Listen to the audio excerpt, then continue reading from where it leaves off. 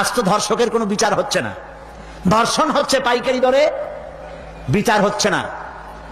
আইন এমন ভাবে ঘোরানো পেঁচানো, ধর্ষকগুলি খালাস পেয়ে যাচ্ছে। আবার নতুন কিছু ধর্ষক তৈরি হয়েছে, ধর্ষণ করে মেয়েটাকে হত্যা করে। আযানিয়াতু ওয়াযানি ফাজলিদু কুল্লা ওয়াহিদিন মিনহুমা মিআতা জালদা। আল্লাহ তাআলা বলেছেন জিনাকারের শাস্তি হচ্ছে 100 দোররা মারা এবং প্রাণদণ্ড দেওয়া। জিনাকারের শাস্তি প্রাণদণ্ড দাও। জিনা করেছে প্রমাণিত হয়েছে, অবিবাহিতা যদি হয় দোররা মারো, আর যদি বিবাহিতা হয় পাথর মারিয়া উড়ায় দাও। আজ তো ধর্ষকের কোনো বিচার হচ্ছে না, ধর্ষণ হচ্ছে পাইকারি দরে, বিচার হচ্ছে না। আইন এমন ভাবে ঘোরানো পেঁচানো, ধর্ষকগুলি খালাস পেয়ে যাচ্ছে। আবার নতুন কিছু ধর্ষক তৈরি হয়েছে, ধর্ষণ করে মেয়েটাকে হত্যা করে। নাউজুবিল্লাহ, বলেন নাউজুবিল্লাহ। এগুলো মানুষ না, এগুলো জানোয়ার।